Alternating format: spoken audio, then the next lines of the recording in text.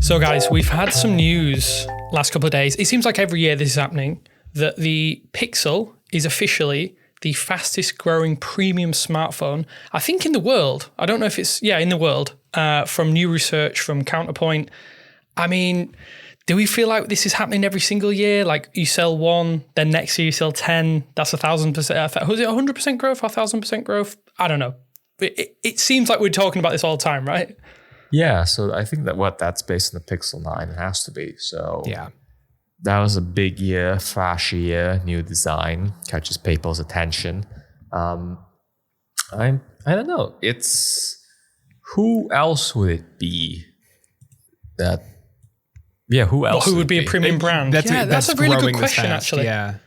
Yeah, that is a really good question. Like, how do you define what is technically a premium brand? I guess is it over a certain price point? Is it certain hardware features? I'm guessing the kind of the Exa is over a certain price point, right? So let's see, Razer, I guess. I don't know. We hear things that Razer is one of the most popular foldables in the US or something. I could see them. Samsung is Samsung. What's OnePlus market penetration in the US? I would imagine it's a lot smaller, devices? Right? In the US, I haven't. Will? No, not really. That sounded really sad. Really sad. I have known one person in my life that's not in technology that bought a OnePlus. I know one person who has a OnePlus phone, and it's because I gave it to them. So I don't think that God. That's a sad indictment, because I do genuinely think OnePlus have done some amazing things, especially over the past few years. And I wax lyrical about the OnePlus 12 and 13. I think the 13 is like an incredible phone in my opinion. Yeah. But like if we look at it more broadly, if we include OnePlus in there, and they maybe probably I don't know the exact figures for OnePlus because they're not available in this data report from Counterpoint. They're not even listed, so that's quite sad. They're kind of in the others section. Google's seen, like, I think according to this information, it's 105% growth in the past 12 months from the first. I don't know, is it 2024 to 2025 or 2023 to 2024? I'm not entirely sure. I'll have to check that in a moment for you. But to go from effectively. It is a bit of a standing start for Google, isn't it, over the last few years, especially since they've reinvented the Pixel 6 series. I feel like in the UK specifically, Google has struck a chord with buyers. So I don't know if you guys are seeing it more in the US. Are you, like, Android isn't as pervasive. Do you genuinely see more Pixels out and about when you're kind of like just doing your daily day-to-day life? I think I'm still at the point where when I see somebody with a Pixel, it still stands out to me. So that probably answers the question. Yeah. No, I agree. I see them every now and then, and I definitely see them more than I used to, but it's also like we are, in generation 5 of a design that is really easily recognizable anyway, right? Like the camera. Although I guess that's about to be less true, because we've seen other smartphones start to be like, I like that camera bar idea you have going on there. But like largely speaking, like 6, 7, 8, 9, 10, all of those pixels are like really easy to point at in a crowd versus, you might recognize a Samsung phone and it's, triple lens layout, usually, unless it's an ultra, but like you're not going to know what phone it is necessarily just by seeing someone point it up, because it could be an A series, could be an S25, who knows. I don't know. They're there, but they're certainly not like iPhone level, at least around me, like not particularly close, which I think is what we're getting at, where it's like Google is certainly building its brand finally after, literally a decade of Pixel devices. But it's, these fastest growing numbers are coming, as you said, David, because like if you go from selling 10 to selling 1,000, which obviously the numbers are much higher, but you're going to get that huge percentage increase we're seeing here. But then I guess, to play devil's advocate again, you mentioned iPhones, and it's kind of like, I mean, that's definitely a culture shock for me coming to the US. And now when I went to I/O, you see people walking around at a Google event with iPhones. I thought that was kind of strange, but I guess it is kind of part of the culture. The iMessage is so ingrained and entrenched within people's daily lives that you kind of need to play the game, otherwise you're going to get left behind effectively.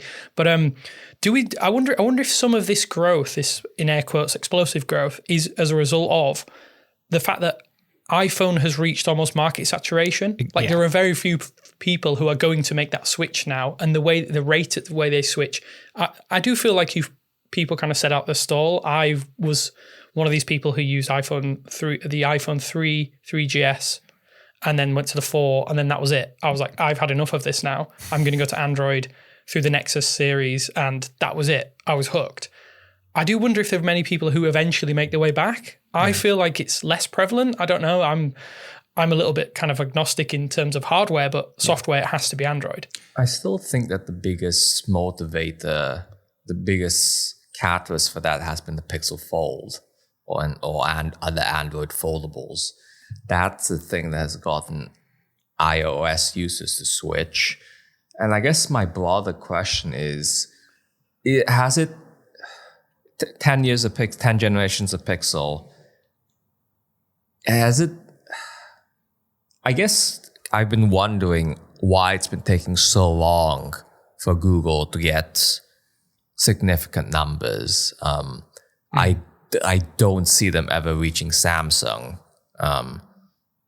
I just don't. And if they do, I think that really changes the relationship between those two companies on other levels.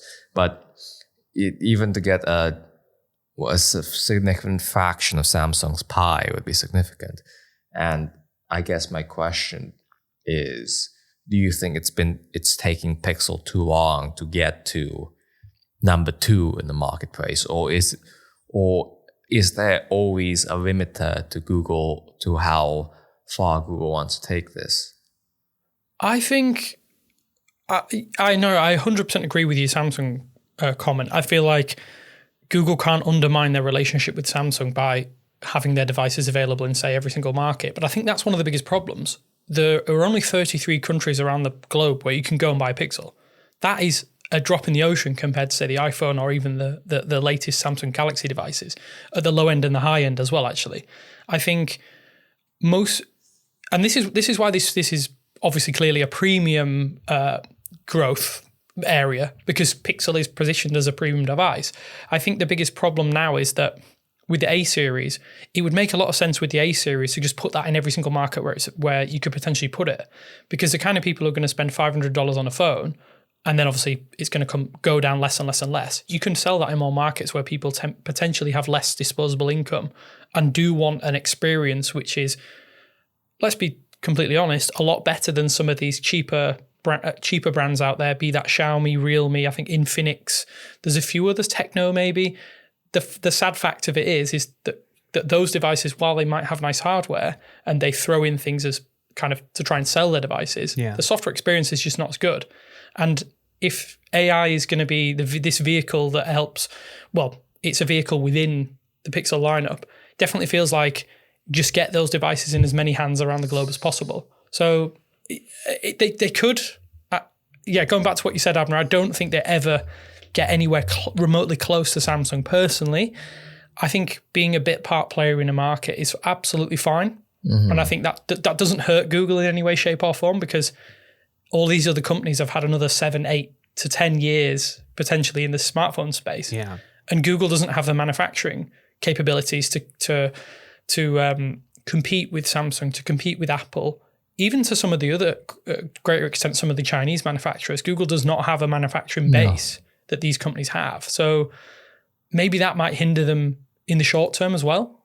I don't know. I don't know how you feel about it, Will. I know that you just mentioned that iPhone is so huge. So maybe that's one of the reasons why. I'll open this by saying what I'm about to say is probably a US-centric point of view, because unfortunately that's just what I'm bringing to the table. But I think there's a few things at play here, right? I think Google has advertised the Pixel since the Pixel 1, but I think they really took things up a notch with their advertising campaigns with starting around the Tensor era and really into the 7 and 8. And you can't watch a sporting event without seeing a Pixel ad. I feel like anytime I go to like a national chain theater, not like a local theater, but like a national chain theater, you are going to get Pixel ads in the pre-roll every time.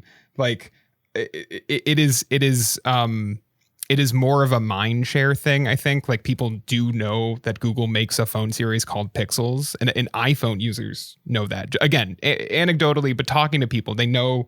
I feel like when they know Android phones, they know Samsung, they know the Pixel, and then they probably know like the Razr. Like I think that has also like been able to. Although that I think if they were advertising more, it might be even better. But so I think there's like a couple things at play here, right? I think like part of it is that I think Google is finally starting to chip away at the idea that like Samsung is Android, which I think, again, especially in the US, I think that has been a like, over the last 10 years or so, as we've seen competitors like LG fall by the wayside. I think the idea of it's iPhone or Samsung, and so Samsung people are just sticking on that side. I think that's falling away a little bit.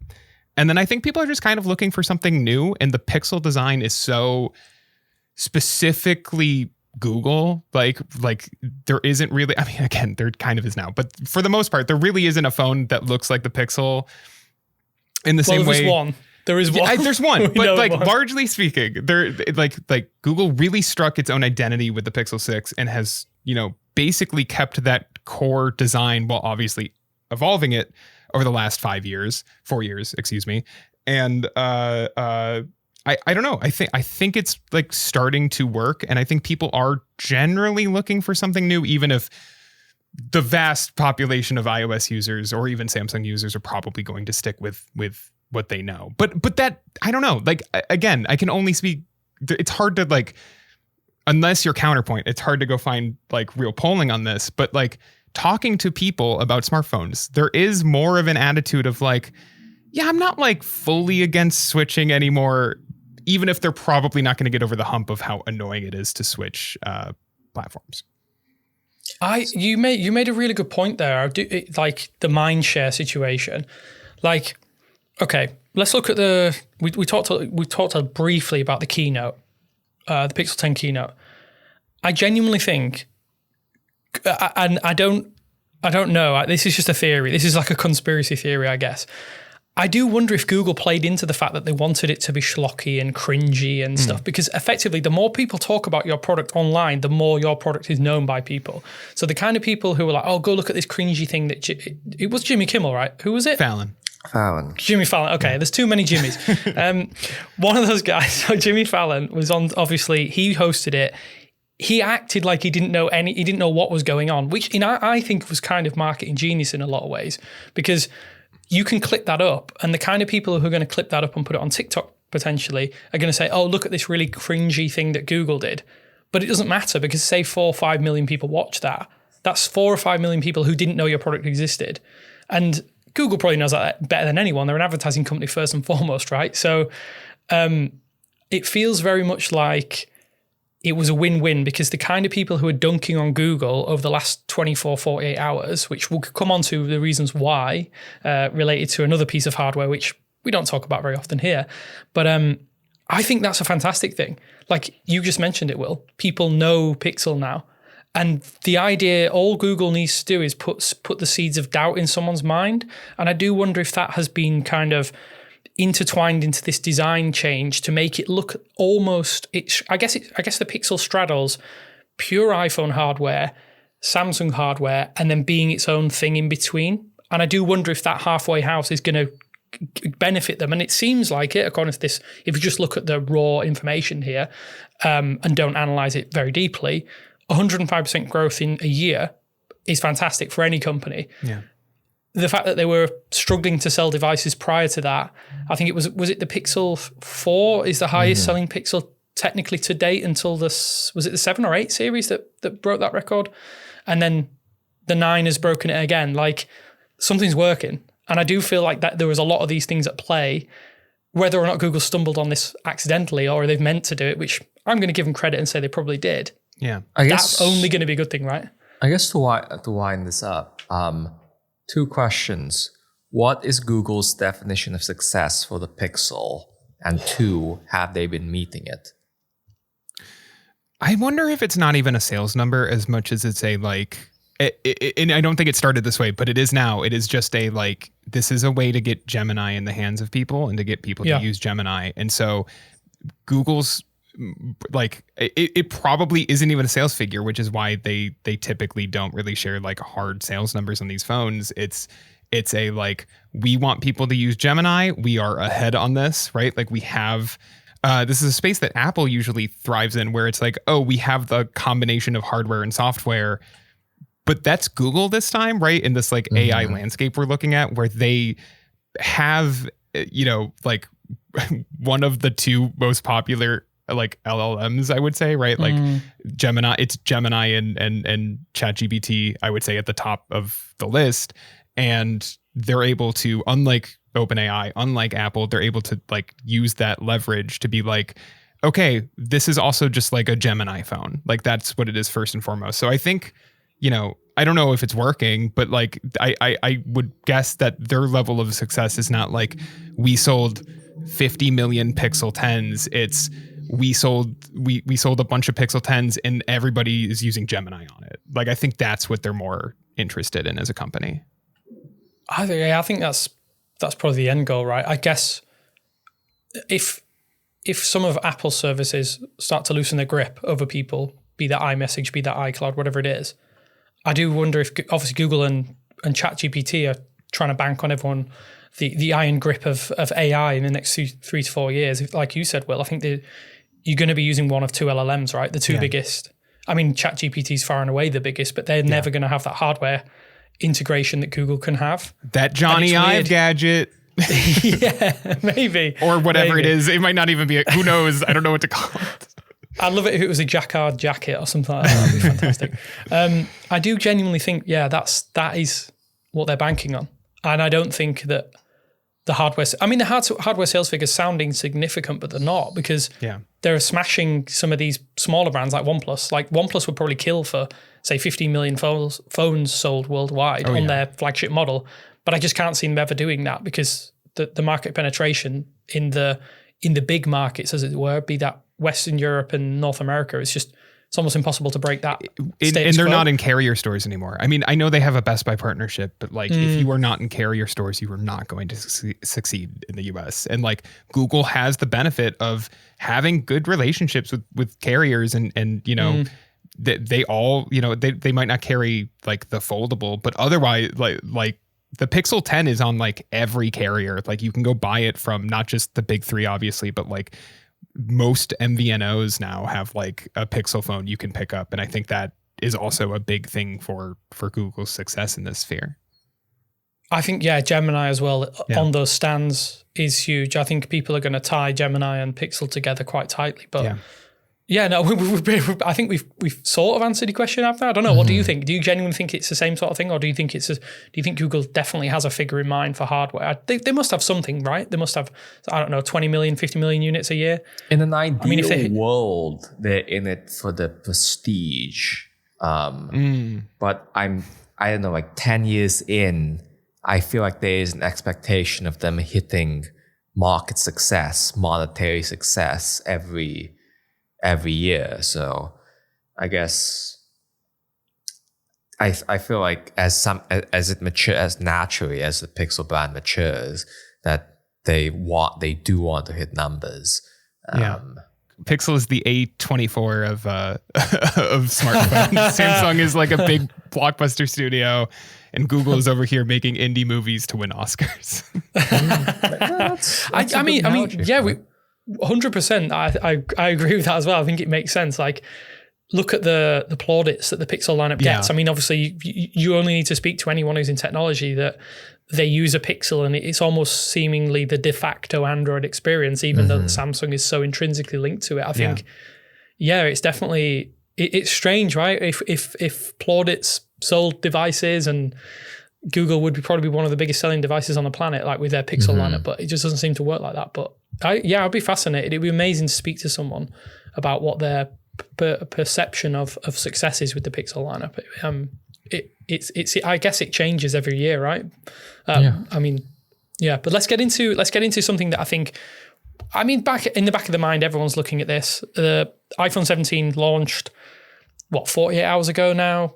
The dust has settled a little bit. There was quite a few phones in the lineup. Brand new Air device, which, we'll talk about that in a moment. But I think our base model really stands out straight away to me. That the value for money factor is fantastic. Let's be completely honest. Yeah, I think we all thought there's going to be a price increase, and no, like Pixel, this year there's no price increase. And as Theo was saying, they finally, the iPhone 17 finally addresses some, at least to me, long-standing complaints, like not having an always-on display on every model. I think that was a bare minimum that they should have always hit to compete with Android. Yeah. I think 120 hertz is less of a big thing, but yeah, the iPhone 17 is very competitive, and just looking at it against this year's Pixel, where do we think it stands? I think it is confirmed a big mistake on Google's part to not have bumped to 256 gigabytes across the board, because like not only is the iPhone 17 it did not get a price hike, you could argue it got a price decrease, because if you wanted a 256 gigabyte iPhone 16, you were paying $900. You were not paying $800. So you were getting more storage space. You were getting the same display that's on the iPhone 17 Pro. It's like the same panel. Is it the same panel? I believe I saw it was confirmed that it's the same 6.3 inch panel. So it's going to like, not that the 16 it was a good screen, but obviously it was 60 hertz and it didn't have an always on display. So like it wasn't I wouldn't call it a bad panel. I would call it a dated panel probably, aside from its like brightness rating. And yeah, I don't know, man. Like it's tricky to compare this to like the Pixel 10. Obviously, you don't have like a true telephoto lens like at all on this. I don't care how many times Apple says the word like optical grade or whatever they refer to a 2x crop as. But like aside from the camera hardware, like if you are operating system agnostic, which nobody is, but if you are, it's a good deal. Like I don't think there's any other way to say it. And I think it does kind of show Google probably should have upgraded the storage off the bat. Now, Google is also, the Pixel is always on sale. So it doesn't, in 3 months, it's not really going to matter. You'll probably be able to pick up the 256 gigabyte Pixel 10 for $800 pretty regularly. But yeah, I mean, just looking at MSRP pricing, like I think the iPhone 17 is like by far the most appealing of the devices Apple announced this week. Yeah, I think it's strange that we talked about sales figures momentarily. I know that a few years ago the iPhone 15 for a couple of years in a row was the biggest selling individual device on the planet, which kind of shows that people don't always go for the Pro model, even though we assume that seems to be the case. I think, a strong Apple is good for Android, I think, personally. I think having Apple firing on all cylinders, and this is the base model specifically, is Apple firing on all cylinders, apart from obviously personally, I would have a telephoto on a base, even a base model, I want a telephoto. But yeah, it's really, really hard to argue with this, that Google, with their base model Pixel 10, without any sort of storage upgrade, is facing a little bit of an uphill battle. We mentioned carrier stores a moment ago. If you're going to go into a carrier store or a phone shop or anywhere where there's devices on display and you see the 17, and yeah, you might not know about specifications, I think you're definitely going to see that there's something different between these two devices. Yeah, I know performance, if you get the opportunity to play around with it, you're going to see a big performance difference as well, which... And Apple is not shy of doing that now. I think if you go into the Apple Store, they have lots of preloaded applications that really showcase how fast their devices and smooth their devices are. Google probably needs to look at this and be like, okay, we're going to use this as a learning experiment now.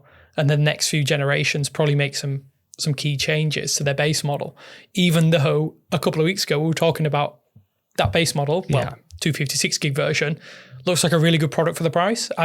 It's amazing how quickly opinion can change. And I agree that specs don't matter. And I don't know how many people are really comparing these two. There will be people who do, but I don't think the bulk of people will. But there is it is just losing out on the fact that if you walk into a carrier store, which again really does matter in the US, even in 2025, like the carrier rep is going to tell people that the iPhone 17 base model has double the space of the Pixel 10. And that is actually almost like that's a harsher word, double, than using the actual numbers. True. Because you're literally like, oh, so if I pay $800 for this, I can keep double the photos on it. Like that is big for people. Like people do care about that. And so, I don't know. Like it's a bit of a whiff on Google's part. And considering how cheap storage pricing is these days, like even with inflation and everything, like, man, it just really sucks that Google did not just take this opportunity to bump space. Cause like, I think if you eliminated that difference, I think we could argue the Pixel 10, with its camera setup is superior, or at the very least, has similar pros and cons. But like that storage thing is just a bummer, and it is going to matter. Yeah, I think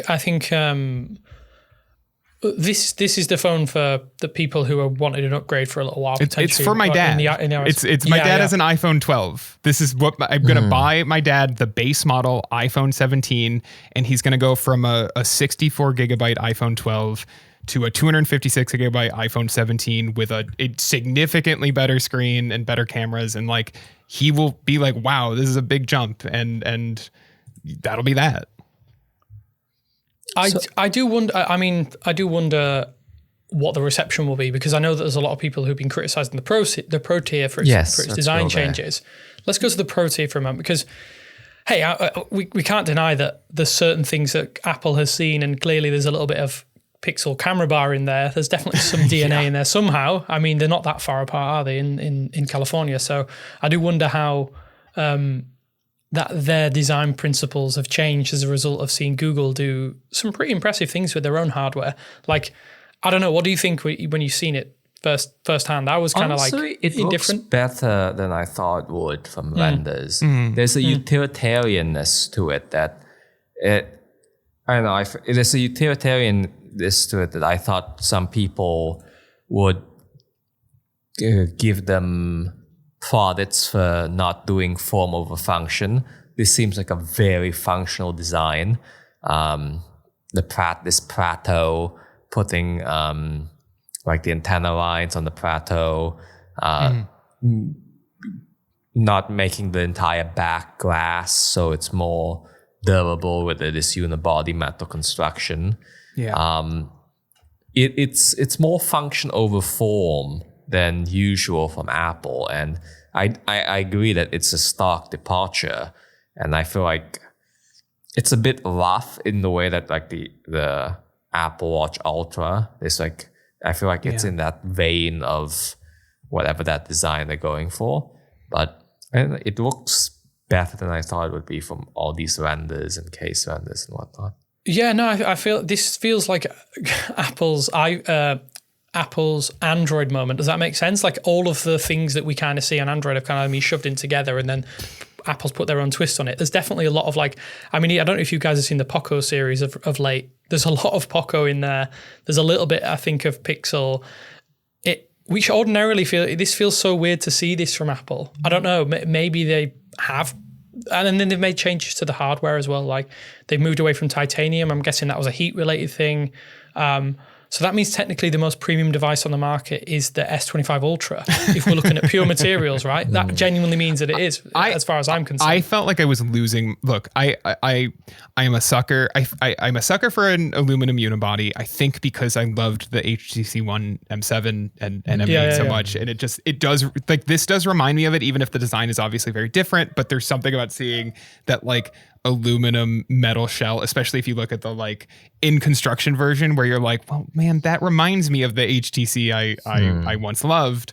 And at the same time, I'm like, I sat through a year of titanium ads of just getting the word titanium yelled at me. And then for Apple to just be like, I don't know what you guys, I don't know what titanium is. I forgot about this. We're using aluminum. I don't know what you're talking about. I also really quickly, the camera bar design on this doesn't eliminate the like, it's still going to wobble on a table. They like screwed it up. That's like the whole, but like the lenses still protrude on the left side. So like they still kind of screwed it up where like, it's not going to be terrible. It will probably be better than the iPhone 16 Pro was. But like, I'm looking at it and I'm like, why didn't you guys just go all the way and make it flush? Like it's if you're already doing this elevated piece of metal. It's function over form. Yeah. It's these And it's actually quite revealing to see how much they prioritize like having the most powerful camera system available instead of like going, I don't know, the lesser system that's small or whatever. Yeah. But yeah, it's a camera device. It is for most people. It is their camera. So and they priorities. focus really heavily on it, and like they really focused on the video side of it, which makes sense because you have stuff like 28 years later shot on an iPhone, right? Like there's lots of movies now that are actually shot on iPhone. It's not just like quiet little like indie productions on $20 anymore. So I get why they do that, but yeah. I do wonder, some of the design choices I'm a bit kind of confused by. I know you mentioned it's all aluminium. I'm going to call it aluminium because that's its chemical name, and it was in the keynote. So basically I think that the separation, the weird, what's the little section that looks like there's a MagSafe battery pack pre-attached? Yes, like the glass. What's that about? Is that basically just for the charging option? Yeah, So there's a cut out there. It's wireless charging. Right, okay, so that was me misinterpreting things. Yeah, so they've done a unibody chassis, but at the same time they've still kept a little bit of that glass sandwich style there. Yeah, is that like a throwback? I'm guessing that's standpoint. Like look what Google had to do with the Pixel 5 to do the. So but they could have wireless used charging. bioresin like a real company. That would have been a better way of doing it, right? I'm kind of confused. This does not feel like an Apple device. This feels like someone's made an AI render of an iPhone. And It does kinda gone look with like those like fake, or you'd see like, oh man, check out this Xbox 720. Yes, that's literally what I was thinking. Yeah, this is the iPhone 720.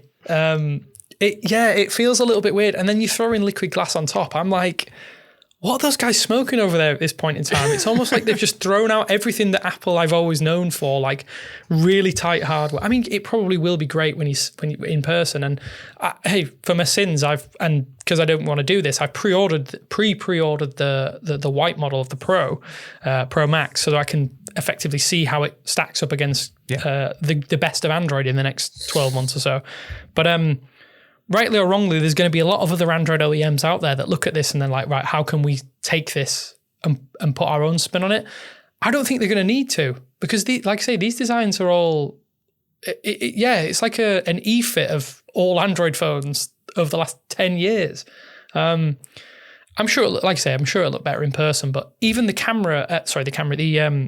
the microphone cutout at the top is like you'd see on the Pixel. So there's so many little things here that I'm finding really, really weird about Apple, and where the design has kind of evolved over the last few years. I don't know. What do you think in terms of the colors as well? Because they've cut down on color options. This is not what Apple usually does. They usually do like 5, is it, on their Pro tier? Yeah, I think it's They've 4. done 3 this time. It's 4. Yeah, 3 or 4. They did yeah. cut 1, but the one fun option is really bold. This orange, whatever it's called. Cosmic orange. I don't know what makes it cosmic, but that's what it's called. It does look un-Apple-y. This shade of orange is a very bold orange. Yeah, I mean, I don't hate the colors. I guess the difference from last year is that obviously, besides the orange, is that there's no black, which is fine in my opinion. But I don't know. The orange has kind of grown on me in a way I didn't expect it to. But I also don't know if I would buy it. This strikes me as a color I would really like for 2 months. I think it's going to sell like crazy, but this strikes me as a color I personally would be like really enthused about for 2 months, and then be like, oh, okay, I wish this was a little like something else, like more subtle.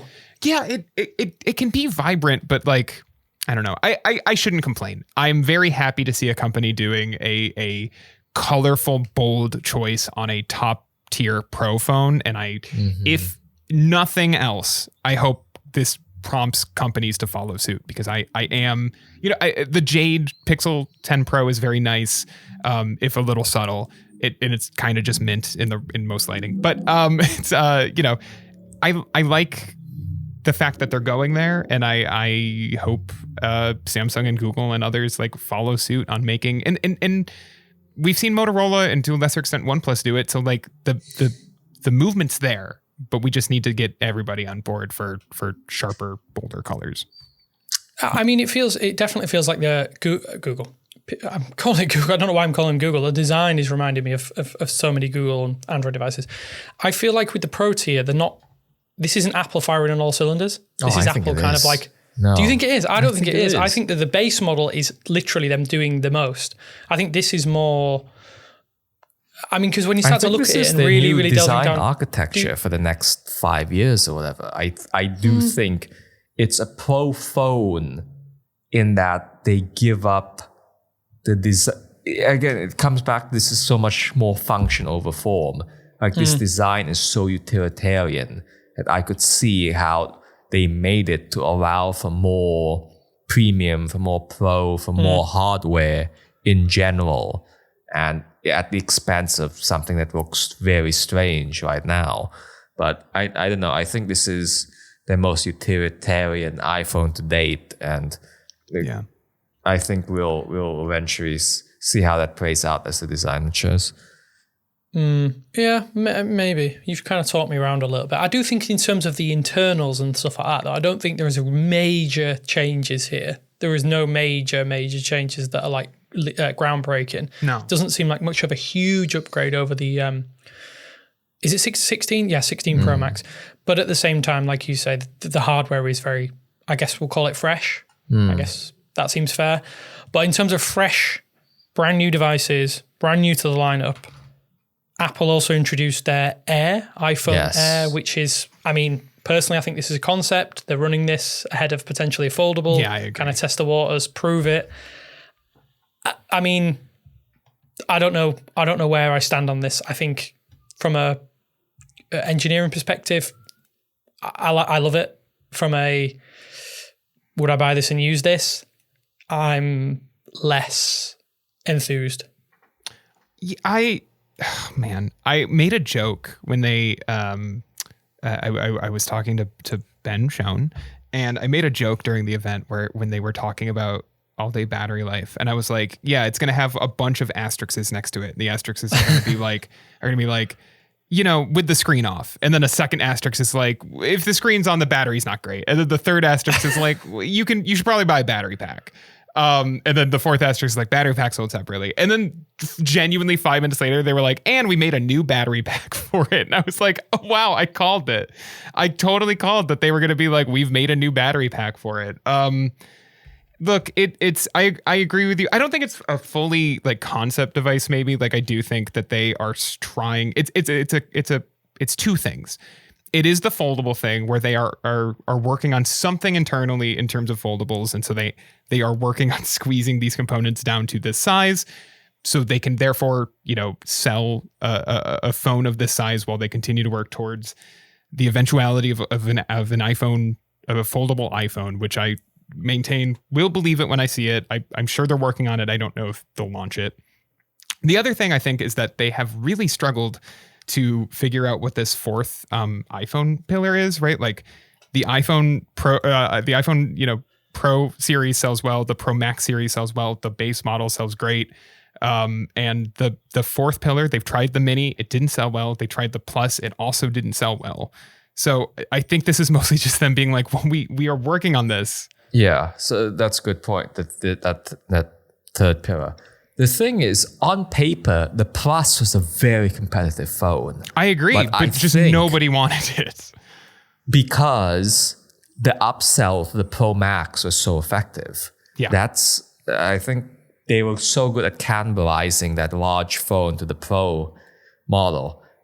So to what Damien was saying, this is a concept phone.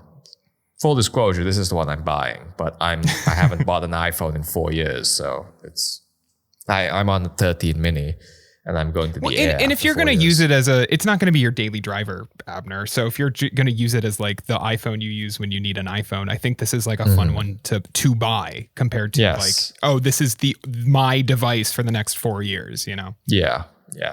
Like if it were for the next 4 years, I'd be getting the base iPhone, which I think is the nicest looking iPhone. I feel like this vindicates a little bit what Samsung have done with the Edge. No. Like, No. Do you not think it does? I think it does. okay. I think with the edge looks. I think is the edge thinner? How many? I swear The edge is a little thicker, but a little lighter, and has, Is it? Okay, has I a thought it was a little larger bit thinner. display. And I think, and I have not used it or even held it, but I think it has 2 speakers. So that's got one more than the buy an iPhone. Edge. I was going to buy an Edge outright, but then the first reviews came in and they're like, "Why would you buy this?" So that's what I was ready to buy it. So I'm putting money where my mouth is. But so these slim phones, I'm very interested in it. So concept phone, I don't think this is a concept phone. I see this more as a luxury, as a jewelry option in the lineup. Yeah. That it's you want the futuristic thing, and I'm glad that people are pushing this. This like something that's futuristic, that isn't the Pro, that isn't the you want all of it, because I've never been interested in buying a Pro, well, except for the always on display, but now that's solved. So I think there is a place for this phone, and in the way that Apple does, it was going to popularize and make other people make it. With the Samsung, with the S25 Edge, I feel like that fits into the Samsung's most, let's say, unideal tendencies of seeing where the markets, of seeing where others are going and getting there first, which is not to say that isn't an engineering feat, but I feel like the reviews have proven that it was not a competitive device. And if they were generally doing that before they heard rumors of the iPhone, I will applaud them. But I feel that phone is absolutely the result of rumors that Apple was doing this. And Samsung thinking that we can also do this, which to their credit, they can. They have the engineering effort, the engineering know-how to do that. But I'm very curious how Apple's even larger take will drive the market to, I don't know, I just think that a slim phone is exciting. It's like I used the Moto Z, the first one, that very thin one. Yeah, and that was Even thinner than this. It was 5.2 Even thinner than millimeters. this. Yeah. One camera. The camera is shit though, but yes. But yeah, I don't know. Do you think people are going to be highly critical of this in the same way that they're going to be critical of Samsung? No. Because I'm very like I do get wary sometimes of the way that people talk about Apple products in general. I think this phone is kind of review proof because of exactly, I think Abner said it. I'm sorry if you said it, Damien. I'm mixing up who said it. But I think selling this as a status symbol above all else is the decision that Apple has made here that I think is going to make this like at least a relative success compared to the Mini and the Plus models before it. Compared to like, I think Samsung really screwed up by like, and they do this for everything, but by being like, well, we kind of have one design that we stick to, and sure, we tweak it a little bit between generations, right? But like, if you look at the Edge from the back, and it just looks like any other Samsung phone, except it's missing a third lens. And you look at the Air, it does not look like any other iPhone they've ever shipped. And I do think there is something to like, you scroll through the like very well designed website for this thing, and it just like they're really aiming for this to feel like, oh, it's the iPhone you love, but in this like super fancy premium shell that all of your friends are going to be jealous of. And sure, you'll have to carry a battery pack around, but don't worry about that because you're going to be so excited about how thin your phone is. And I don't think, and I think that's why you're exactly right, Abner, that the S25 Edge was just a response to the God, I guess like almost 2 full years of rumors about the iPhone Air, that like they put this together and it's not like it's an unusable phone, but it clearly does not have the same amount of like, I don't know. I almost want to say passion, but I'm not sure that's the word. I'm love looking and care. for. Yeah. It does feel like Apple is excited about the iPhone Air in a way that Samsung did not feel excited about the S25 Edge. Because like if the thing that Samsung should have solely concentrated on is the Fold, the Flip. Sorry, the Flip. Yeah. That is their differentiator. They should have put so much more engineering efforts in the past 3 or 4 generations, and that should have been their competitor to this iPhone Air. I agree. And to what we were saying about when we were talking about switching, like I think people want something different, and I think outside of foldables, I think going thin is something worth pursuing, something a road worth exploring. Because I'm not sure if we've all used the latest generation iPad Pro, but there is a futurism to that you're holding a piece of glass in terms of how thin it is, 5 point something millimeters. I think somebody should be doing that. It makes it feel like the technology has gone away. I think that is something I'm personally that I want to see in terms of like having futuristic technology. I think in general, I think the market is better for it to push those advances, to push like in the quest to make it ever thinner. Like don't compromise on battery life. But if this is what allows for more battery innovations or whatever, I think that's a very exciting place to take it for technology. That's a really, really good point, Abner. And it made me like, if you think about, Apple's previous attempts, again, the Mini was just what you were already using, but smaller. The Plus was what you were already using, but bigger. This will feel different when you pick it up from the moment. It's like I spent like $15,000 getting my roof replaced almost 2 years ago. Nobody has ever complimented my roof, right? I'm happy it's new. It won't leak for 30 years, right? But like nobody ever, that is a pure investment in the foundation of a house, as opposed to like if I got my kitchen remodeled. Anybody who has been to my house before would come over and be like, oh my God, that's a new kitchen, right? And like, I feel like the same applies here, where it's like, okay, we've tried just like offering different sizes of iPhone and they all look basically the same. And so why would anybody just pay more for a thing that they can just get the base model of, or they can go all the way up to the Pro? This is its own separate thing that is going to attract a subset of buyers who don't really care about the cameras on the Pro and maybe want something fancier than the base model. And so I think it'll be a success. Even if it's not quite up to, it's not the best selling iPhone ever, I think it will be a success. Mm-hmm. Yeah, I mean, the upside is there's definitely some Nexus vibes there as well. So if you're someone out there who has a passing interest in old, I guess, precursor to the Pixel, you can relive that Nexus 6P vibes. This thing, I was going to say, this thing looks so much like the Nexus 6P. 100%. It's nuts. It's nuts. Yeah, it's crazy. It's crazy. So, hey, I think it all comes back to Apple are definitely paying attention to what Google are doing, no matter what happens. But yeah, I think it's been a very, very Apple-centric episode. And I just want to say, I'm still really happy with my Pixel 10. I don't know if you have any updates from like your experiences over the last few weeks. I know we said in the previous episode that we were going to touch on it. I just want to say, I went recently to Germany for a couple of days. I mained my Pixel 10 Pro XL, which is my main device at the minute. I've been between that and my retail 10 Pro. Battery's been pretty solid.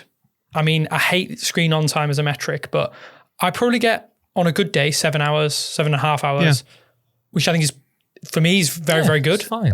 It's totally I think fine. It goes back to something that we said about how we thought that the Tensor this Tensor G5 TSMC was going to be the end all be all, but they've put that work into AI stuff and not the battery. And I think it's the AI is the selling point, so they can prioritize what they want to prioritize. But the battery is fine.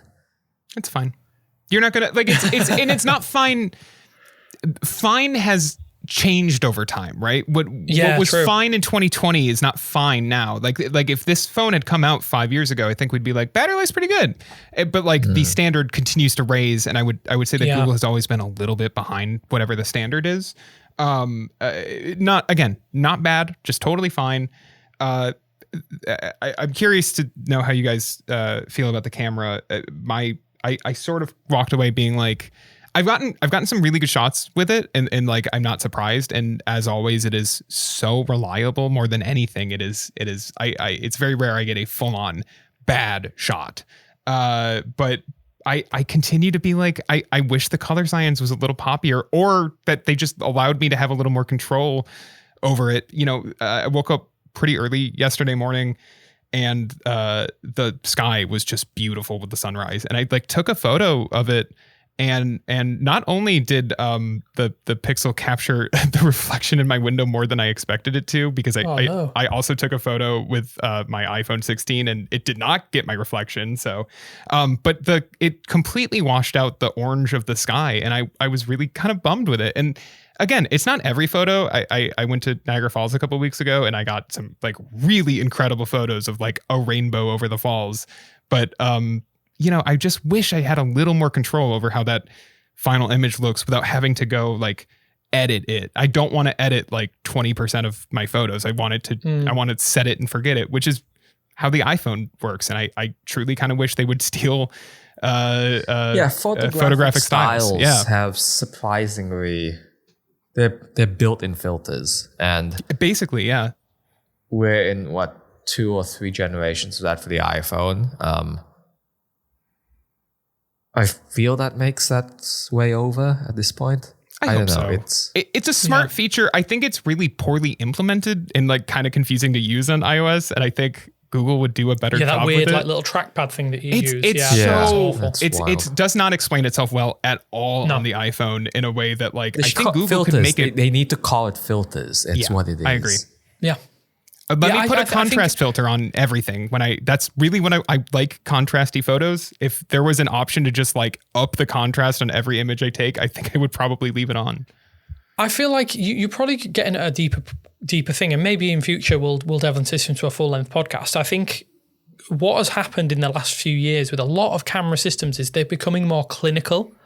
So your photos kind of all look a bit too an objectivity to it. Yeah, I think sometimes photography is very much like you capture a feeling as opposed to just the moment. I think you can do both at the same time. Like you said, Will, you're capturing a sunrise, and a sunrise will evoke certain things in your memory and also your experience of that sunrise. I think as much as I love the Pixel camera experience, and I think it is the best for me. Yeah. I love it like ardently. It's so darn, like you said, reliable. It's just all I want is reliability. Yeah. I think we could definitely do with some options to tone down that clinicalness of it. It definitely feels like almost it's like taking a scalpel to an image as opposed to having something with it. Yeah, you can leave a little bit of Vaseline on the lens. It doesn't have to be sharp in every Give me some personality, aspect. You know? Yeah, I feel like that. And to be clear, the iPhone's image, because I said I took the same photo with my iPhone. The oranges were I would say too deep. It was much more. It appeared much more orangey than the sky was in reality. But I think it expresses, now that it's been 36 hours or whatever, it expresses how the sky looked in my mind, in my memory, more than the Pixels photo does. And at the end of the day, if I have to pick between a little too saturated and not saturated enough, I think I'll take too saturated. I'm totally open for disagreements on that, but I think that was what spurred me to take the photo in the first place, was that it looked so pretty and so bold and vibrant, and that's not there in the Pixels image. Yeah, I think HDR has one of those. HDR has a lot to answer for, I think, personally, but so far so good. We'll revisit this. It's good. I think we should do this every couple of. We'll definitely do this a little bit more regularly, because I think we tried to do it a little bit last year. I'm really liking it overall, to be clear. Yeah, I think we should 100% revisit things every now and again. If anyone has any questions, by all means, drop that in a comment or email us. I'll leave my email in the show notes. Will do that for me, because he's a nice guy like that. I'll take the abuse. But yeah, if you have any specific questions about how we're getting on with the Pixel 10, you might be not ready for an upgrade yet. So and you might want to know things ahead of time or waiting for a price drop. We can answer as many questions as humanly possible. But I just want to say thanks, guys, for joining me. It's always fascinating seeing what's going on the other side of the fence. And while it has been an Apple heavy episode, I think, like I say, having a really strong competitor to the biggest mobile platform out there, which is still technically Android, is always going to be good. Yeah. And we can learn from, manufacturers can learn from Apple's mistakes. Google gets a little bit of a lesson with their base model. I think in reality, as annoyed as we can be potentially, every day's a learning day, and it's always going to make for better products later down the line. But yeah, thanks for joining me, guys. This has been episode 69. So we're getting ever closer to that 100. We may have a little bit of I think we should have a party on the 100th episode. We should. We will. Yeah, awesome. Right, thanks, gents, and I'll speak to you soon. Bye. Bye.